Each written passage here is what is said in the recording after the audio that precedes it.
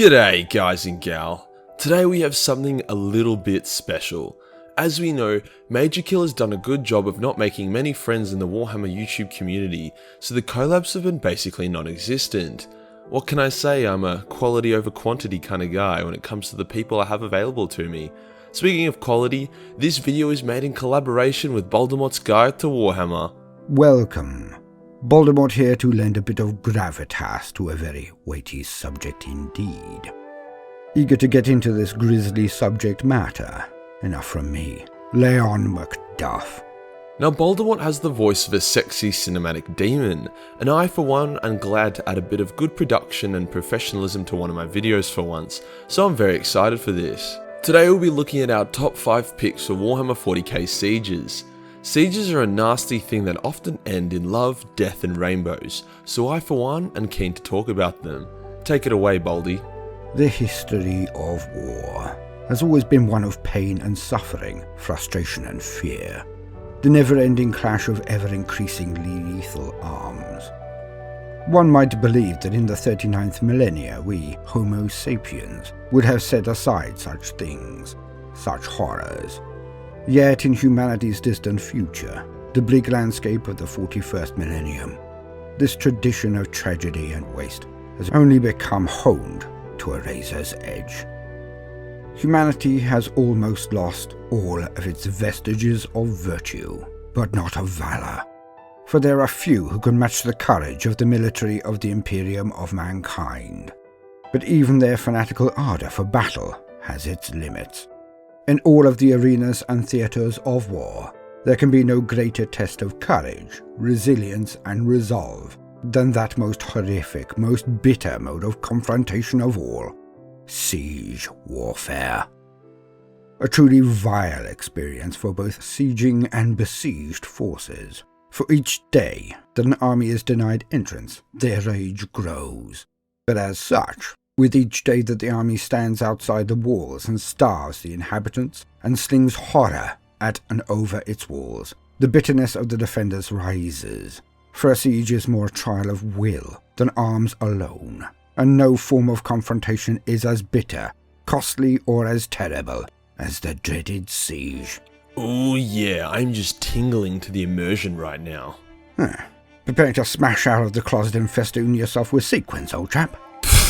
You're just mad that I have more chicks watching my videos than yours. Well, if you change your mind and visit Blighty, I can introduce you to some very nice chaps. Think on it. Not my cup of tea, but live and let live, as I always say. I think I'll stay away from your saggy ball mates and their retirement village for now, but thanks for the offer. Our first siege on this list is the Siege of Dorondi. Now this siege wasn't big or impactful, it didn't include Xenos or Space Marines, the outcome had been decided before the first shot was fired, but just because it wasn't a classic Warhammer 40k showdown doesn't mean it wasn't disgustingly hilarious and well deserving for a spot on this list. Let me set the scene. The hive world of Dorondi decided that taxes were for shit cunts, so they told the Imperium to lick their balls. Any Imperial agent that went to investigate got gangbanged and hung by an angry mob, hence the Imperium wasn't in the mood for their bullshit and deployed the Death Corps of Krieg. Life is cheap in the grim darkness of the future. The trillions of human souls that make up the populace of the Imperium are but grist for the mill. Statistics that are seen as a resource to be used in the wars of the Imperium. But of all the worlds that send their men and women to die on cold and forbidding worlds, there are none akin to the Death Corps of Krieg. For on Krieg there is but one virtue, one goal, one drive: to die in the name of the Emperor. The people of this world would gladly charge across a minefield without a second of hesitation, would mount their dead against the ramparts of their enemies' bastilles, just so they can launch their bodies over the very walls that their enemy contained within. For the cult of sacrifice rules supreme on Krieg, and their culture revolves around self-loathing for an infraction against the Imperium long ago.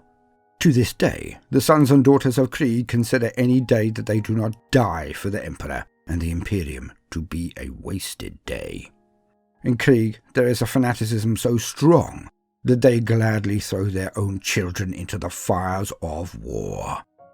No standard force of the Imperium is as harsh, as fanatically driven as that of Krieg. For they have not one scrap of mercy for any foe of the Imperium, be they Xenos or rebel human. In Krieg there is nothing but devotion, sacrifice, and death in the name of the Emperor. The Death Corps set up camp next to the primary hive and simply just started shelling the living shit out of it, shooting anyone that tried to escape the molested city. Like a rain of death that never relented, never ceased even for an hour, the city was destroyed. For years, there was not one hour, not one day, where the explosives of the Death Corps did not land amongst the churches, barracks, streets, and abodes of the people of Dorondi. Relentless, implacable death was visited upon them from above, as if the wrath of the Emperor himself had visited their city and made of it his residence. Many were driven insane by the endless torrent of hate sent at them, their minds shattered so they would pray for death, a mercy that would only be found in the fires that rained on them from above. After 5 years of non-stop death, the city offered their unconditional surrender to the Death Corps. The Death Corps were like, "That ship has sailed, I hope you enjoy the entree, but now it's time for the main meal." Hence the city was shelled again for another 5 years. Another 3 years of this hail of horror. Not one man, woman, child, pet, rat, or even fly did move, walk, or crawl in the once proud city of Dorondi. Not 1 inch of it remained untouched, unscorched, or unblasted by the grinding bombardment from the Death Corps. Had the Death Corps relented for an instant but one, they would have seen that their labours had borne the bitter fruit that they intended. For nothing now lived in the city of Dorondi. Yet they did not, for clemency is not in their makeup. Hence the Death Corps of Krieg continued their siege and shelling of Dorondi for another 2 years. Only then did they allow but 1 day to pass to see the tally of their exertions. As the dust finally settled, a silence that had not been experienced for all of those years now descended onto the city that was now turned into a grave. Dorondi was gone. Lesson of the day: pay your fucking taxes. Our next siege on this list moves away from the memes, and something closer to a bit more intensity is the Siege of Hell's Reach. Now, some absolute sick cunt made a full feature-length 3D rendered movie on this siege, which was incredible, but for those of us that don't have 3 hours, here's the gist of it. So we have Armageddon, which, as we've established, gets turbo fucked on the daily. It's called Armageddon after all. The Orcs especially love this planet because it always offers them a great fight, and the Imperium loves the planet because it's loaded with natural resources. The hive city of Hell's Reach was an important strategic location for the Imperium, hence they deployed some Black Templars, Titans, Salamanders, Steel Legion, and even some Sisters of Battle to defend it against an endless tide of Orcs. The best part of it is that all the Imperium soldiers, despite having such a vast defense, knew they were all going to die, yet they still fought on. I will die on this world. I cannot tell where this conviction comes from.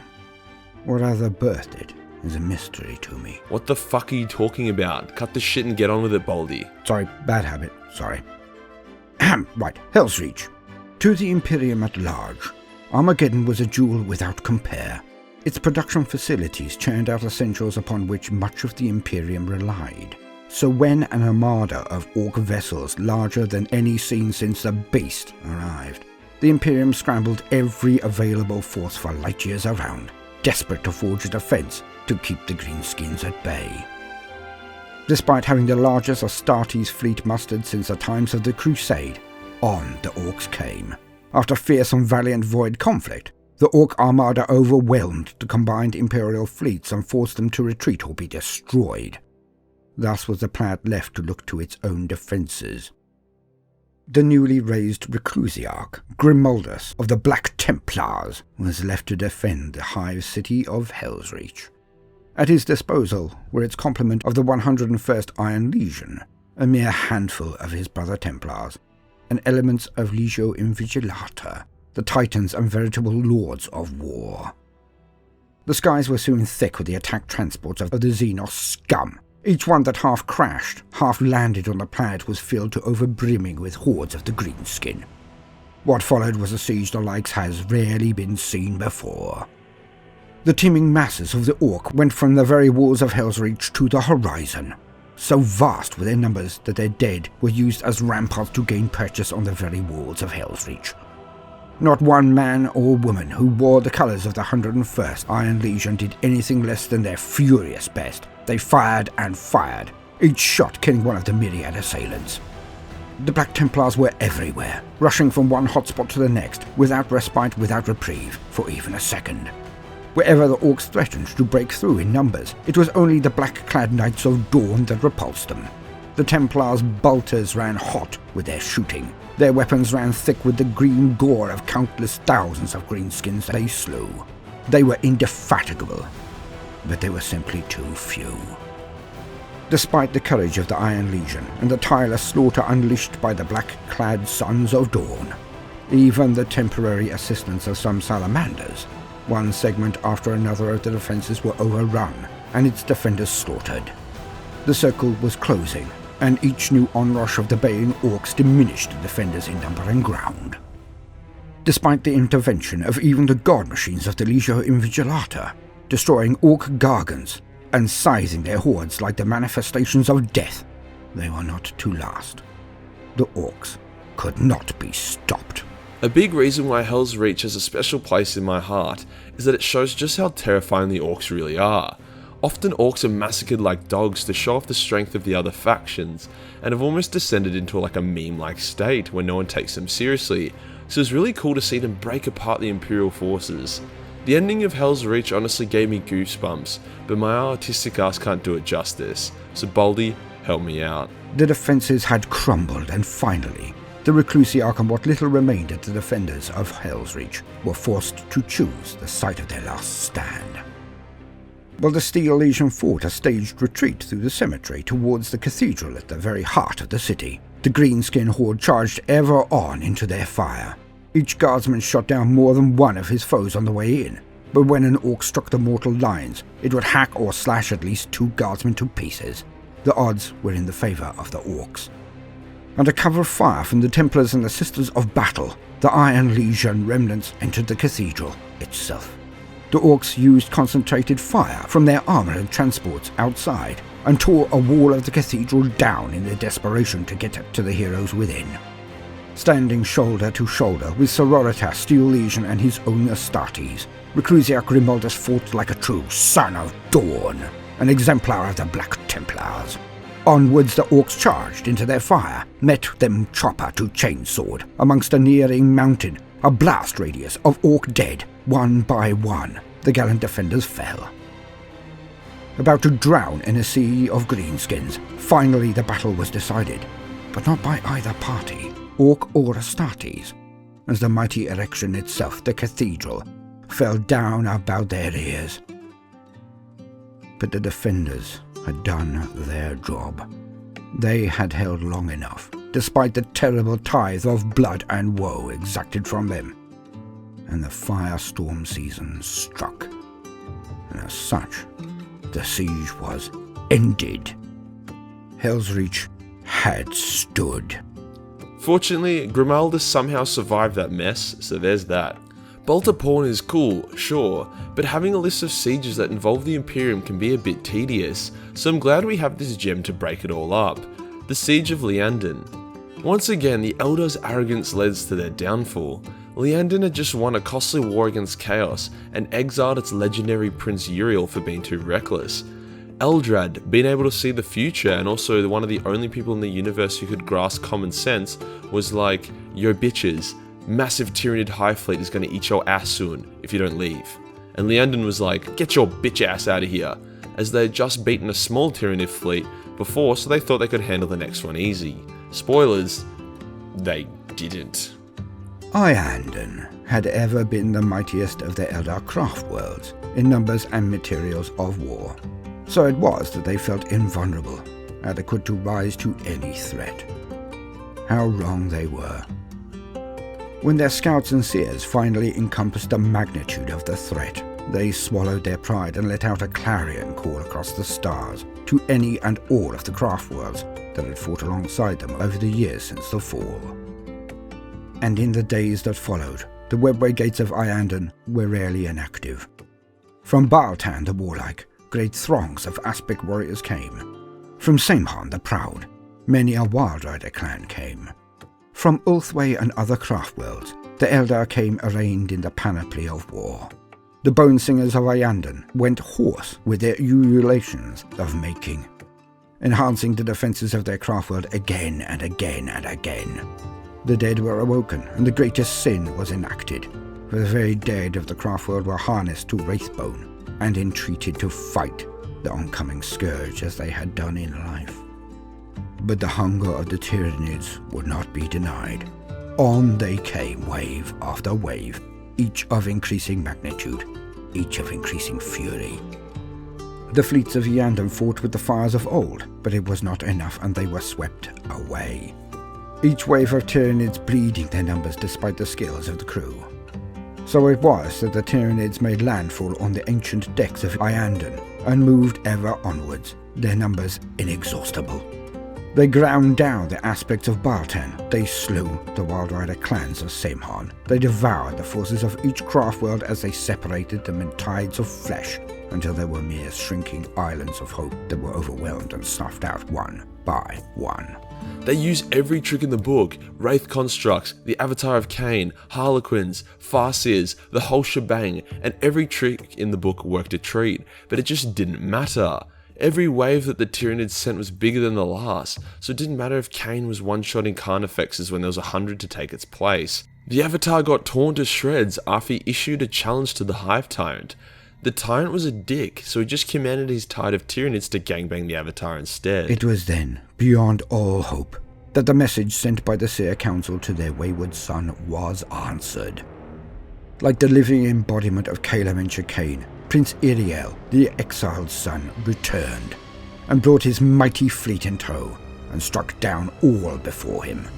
Iriel's fleet, commanded by the most gifted admiral to grace the race since the fall, went about their bloody work with abandon. With targeted strikes, they danced the waltz of death with the Nid, and brought their ships low, dissecting them with the fires of their beams and evading the sluggish counterstrikes from their Tyranid fleet. Soon the way was clear to the craft world, the stars all but wiped clean of the influence of the Tyranid, so wrathful and expert was the onrush of Iriel's Corsair fleet. So did Iriel himself alight on the home from which he had been banished.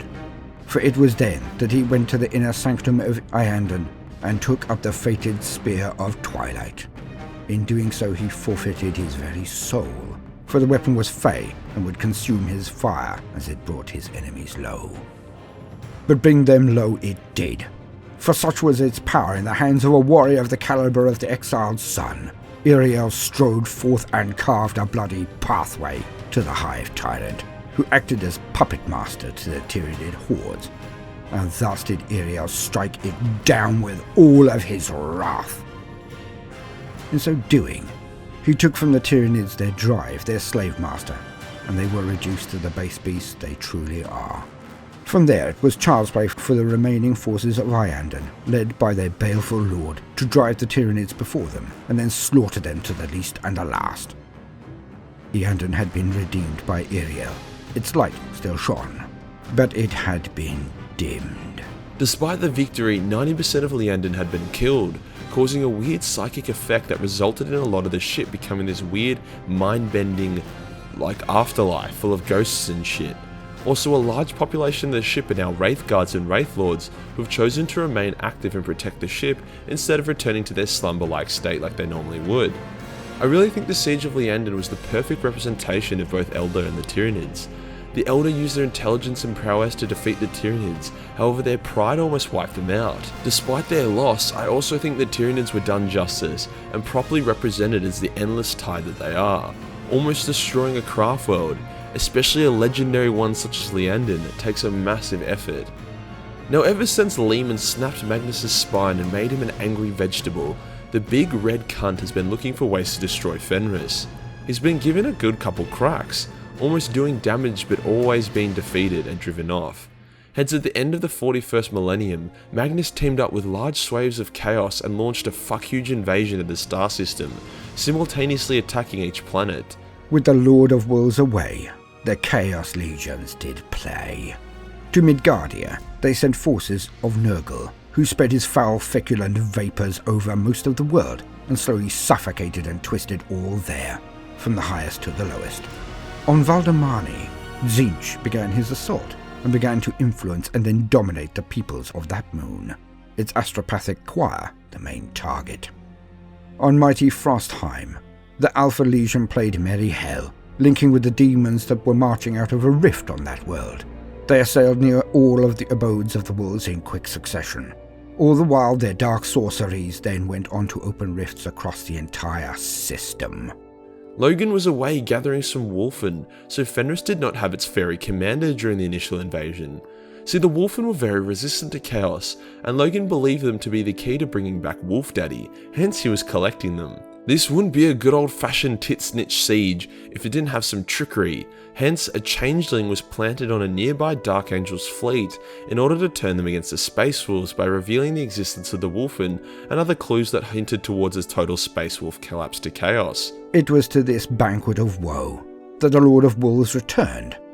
His ire was matchless as he received hail upon hail, calls for aid from every single strong place that remained defiant against the forces of corruption. Long did the Lord of Wolves fight, his battle brothers cut into many packs and confronting evil on every ground that they had besmirched. On Frostheim, the worlds fell on the Alpha Legion and their never-born allies, like whirlwinds of wrath. On Valdemani, they landed to confront the influence there. But on Midgardia, no headway could be made, and it was with a heavy heart that Exterminatus was decreed and then performed. With Logan spanking most of the system back into control, the final battle on Fenris had commenced. However, the totally 100% never had any traitors or issues loyalist Dark Angels arrived into the system and began bombing Fenris as a mercy killing, thinking they were putting the chaotically raped Space Wolves out of their misery. The Grey Knights arrive and see the Changeling and are like, "Yo Dark Angels, that thing is a spawn of chaos. Why the fuck are you bombing the Space Wolves?" And the Dark Angels are like, and begin a cat and mouse chase of the Changeling. Magnus, the fucking nerd, was summoned into real space and severely accelerated climate change on Fenris, hoping to magic the world so hard that it exploded. Alas, he was a Primarch, not just a demon, and his power was great. Magnus defeated some of the bravest and brightest of the Imperium, besting a plethora of Grey Knights and Dread Knights, and then, ultimate blasphemy, he slew Grandmaster Valdar Oricon himself.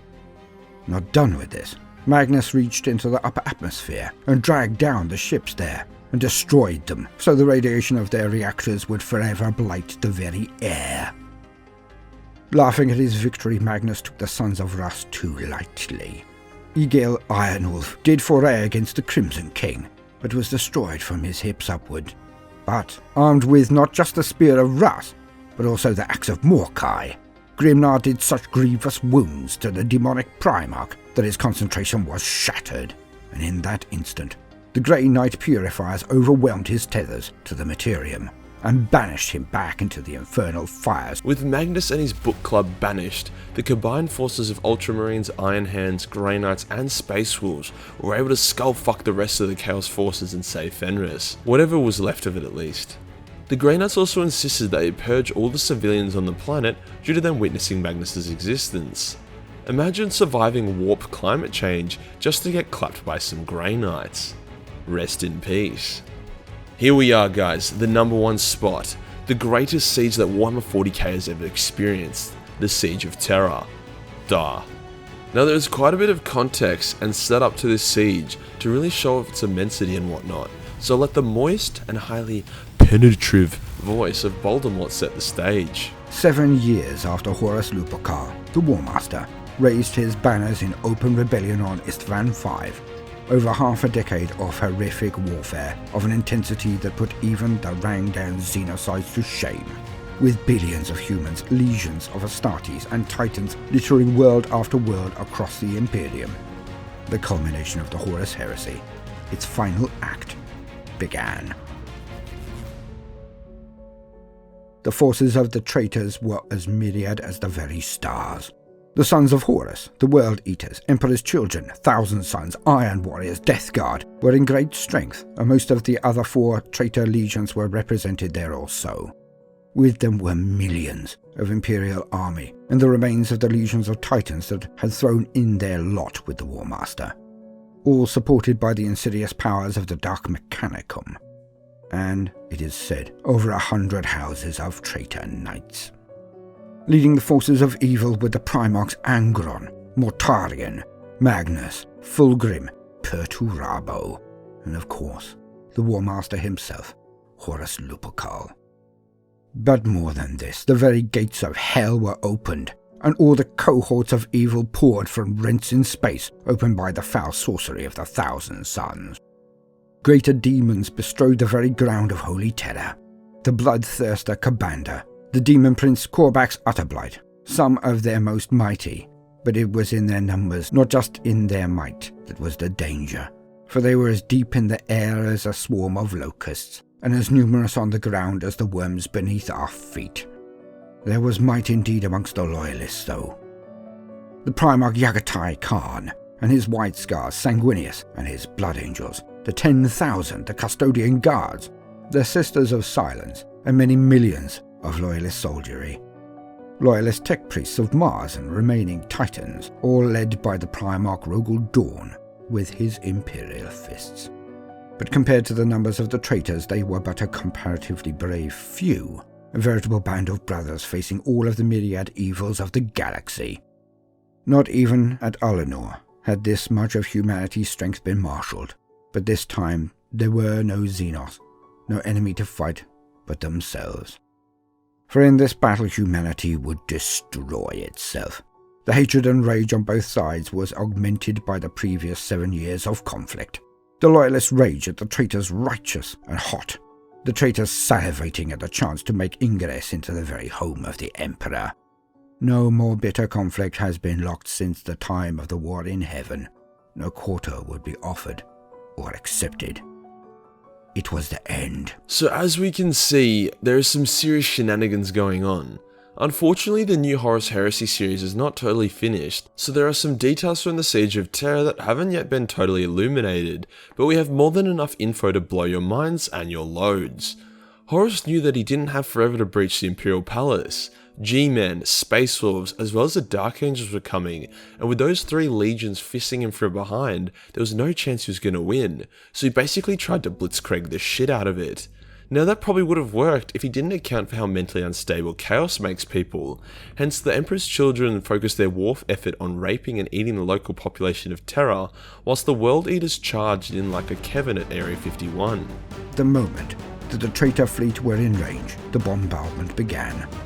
Plasma and missiles, nuclear and chemical, rained down on the Imperial Palace and the whole of Terra.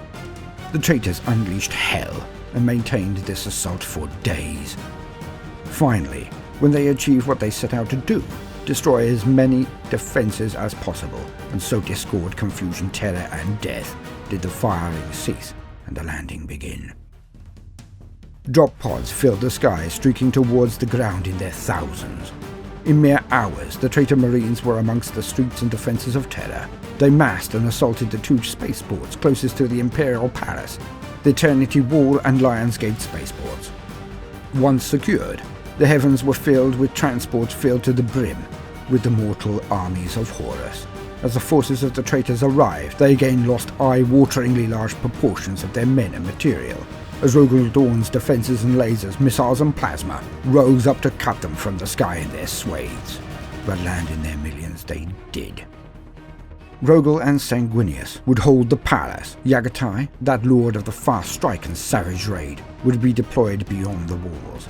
Yagatai and his mighty White Scars would punish the traitors with swift strikes and undermine their deployment, harrying them wherever they left even a millimeter gap, a move that proved to be well made.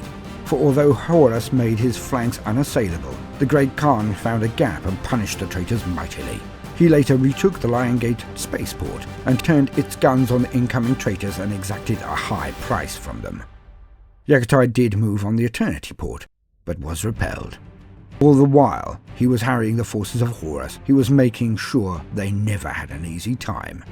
He slew many in the name of the Emperor. Before the walls of the palace, the throng of corrupted Mechanicus, the baying soldiery and possessed demonic Astartes, Angron pushed forward. He was huge, and his inner hate was now clearly marked on his body, for he had become a demon prince, and now little remained of his previous semblance. And surrounding them all were the worst demons and minions of the warp that had been summoned. Endless tides poured forth from the warp on Terra itself, by the vile rites of the Thousand Suns. The legions of hell were almost uncountable, and so the battle was joined. Thrice were the enemy thrown back from the walls, but ever they came on. Punishment beyond count was dealt on them by the indomitable Imperial Fists and their wrathful Blood Angel brothers. But the tide of numbers was inexhaustible, and they were pushed back again and again. For weeks the battle raged. Each time the traitors and their demon minions breached a barrier or defensive line, they believed it would be the last, and the will of the defenders would sour and they would run amok. Only to find that Rogel Dawn had been so very busy in the years that they had been winning battles. The overlapping fire arcs, the warrens of tunnels. But even so, they finally failed. A massed push by the enemy led to the central section of the defenders' line collapsing through attrition alone, and the way was open to the final gate into the palace's inner sanctum, the Eternity Gate. It was then that Sanguinius took up his sword and spear again and strode forth to buy time, the precious time needed for their flank forces to retreat into the inner palace. Precious time. And what a spectacle all would see that day, for in all of the annals of the human race no martial display could compare. The forces of chaos could see their goal and their hackles were up, so they threw all they had at him. Sanguinius, defending the Eternity Gate alone, gave no quarter, no ground. As the forces of chaos charged the last gate with the angel defending, they were pushed back time and time again, tens unto hundreds. He did not do this for minutes, but hours. As some of the last of the loyalists passed him, the palace itself shuddered, a footfall of such size and power that the very ground itself reverberated to its impact. A great wailing came from amongst the demons and traitors alike, a baying of oncoming victory, for one had come. To quote, a huge shape rose from amongst the army of Horus. The creature was tall, taller than any around it, and as it rose, it unfolded its great leathery wings and took to the air. It was a bloodthirster, greater demon of Khorne, the most fearsome and dangerous of the bloody god's forces. The demon flew towards Sanguinius as he recognized it instantly. Its name was Ka'Bandha, and he had fought the creature before. Atop the ultimate gate, two mighty figures clashed in aerial combat. Both were winged. The angel's wings were pure white and shone brightly through the smoke and smog of war about. The other was a creature of nightmare, its demonic wings leathery and dark. As they wheeled about each other in the air, the warring troops below seemed to pause to watch the unfolding drama. The demon's whip stung the Primarch's wing, and he faltered in the air slightly. As he did so, the bloodthirster grabbed him by the throat with its massive taloned fist. Sanguinius cut with his sword against the demon's flank. The beast flinched but did not release its hold. The demon then threw the Primarch down onto the gate below. The granite stonework splintered as the Primarch's body smashed into it. The traitor horde watching roared their approval. The Primarch lay still upon the broken stone as the demon landed next to him and prepared to deal the death blow. The monstrous creature threw back its head and let loose a howl of exultation. As the demon howled in triumph over him, Sanguinius drew up his last reserves of strength and power. With a massive effort, he painfully rose to face Ka'Bandha for the last time. Sanguinius, now terrible in his aspect, lifted the carcass of the demon above his head, an arc of power dancing on his brow, as he swung the body around and hurled the broken behemoth into the midst of the demon's followers. The traitors beat their chests and wailed in dismay. The Blood Angels cheered, and the ultimate gate was shut. End quote. Thus it was that the palace was held, Rogel and Sanguinius inside, Yagatai outside. The battle had lasted 55 days. against twice their number of Primarchs, now infused with the power of the Dark Gods, some of them being demons unto themselves, evil augmenting their strength, with entire or part of 6 legions against a mere 3. Yet they stood for 55 days. Despite giving it a good crack, Horus just couldn't win in time. With the Ultra Cheese, questionably loyal angels, and spacefarers about to descend on his ass, he decided to try bait the Big E to his ship and duel him. One must remember that this entire coup, this horror, this travesty, was the machination of the corrupting powers, the dark gods of the warp. So it was that the Chaos Gods had combined their might, had shrouded the very sight of the Emperor with a warp storm that matched the power of the ruined storm itself, if not its size and import. The Master of Mankind, stretched as he was, could not afford the time or might to punch through the clouding of the gods to see that his deliverance was scant hours away. Without this knowledge, he had a simple decision: allow matters to progress to their ultimate conclusion, defeat, and the teeming hordes of chaos smashing down the last of the palace's defences and slaying all within, and befouling the very inner sanctum with their feculent evil, or to act. Thus it was that the Emperor, the Master of Mankind, took up his mighty sword and proceeded to that last doleful march unto the Teleportarum. Nice. Yeah, so the Big E took the bait like the naughty slut he was and teleported himself, Rogel, Sanguinius, and a bunch of custodians and whatnot onto Horus's ship. Horus, being a cheeky cunt, used warp spaghetti to scatter the loyalist forces. Sanguinius found Horus first. Long had Sanguinius known of his demise, the price that would be exacted from him at this very moment, but also what it would lead on to. For Sanguinius was a psyker and had visions of this instant for many a long year. As a dutiful son, he entered the foul bridge of the vengeful spirit to match his strength against his erstwhile brother and comrade, Horus Lupercal, the War Master. Sanguinius was ever one of the most powerful of the Primarchs in battle, his rage only matched by his skill, but before him stood the War Master, augmented by gifts of power from each of the lying gods of evil, Khorne, Tzeentch, Nurgle, and Slaanesh. Perhaps, had he not this power, the angel would have bested Horus, as Leman Russ had previously, but with the power of all the gods combined, Horus was almost indestructible. The two met, and their arms moved with a speed and clarity of purpose, rage and wrath that would awe even their brothers, the other Primarchs. In that last fray, Sanguinius did do damage to the armor of Horus, creating a chink in his defenses that would later prove the worth of his endeavor. But the end was unavoidable. In the last, Horus disarmed the angel, and with his mighty hand he did grab Sanguinius by the throat and lift him up. As the angel thrashed in his grip, it tightened, crushing his windpipe and snapping his neck. Horus, the deed done, then showed the depth of his fall, the horror of his new form, by simply discarding this, the most loved and respected of all of the sons of the Emperor, to the floor. The angel was gone. Unto this scene, the Master of Mankind came. He witnessed firsthand the degeneration of his first found son, Horus.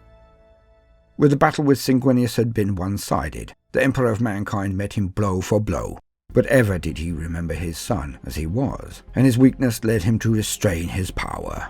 Horus, engorged with the power of hate, and having bested the angel so easily, actually thought he was the greater being, and presumed he was actually toying with his sire, the Emperor. Thus it was that Horus held back nothing, and his assault left the Emperor reeling for a split second, but it was enough. Horus lashed out and cut the arm from the Emperor, and blasted his face with infernal powers, bursting one eye and searing the very flesh from his father's skull. More, then he took up a man he considered defeated and brought him down on his knee in a thunderous collision that snapped the back of the Emperor forever.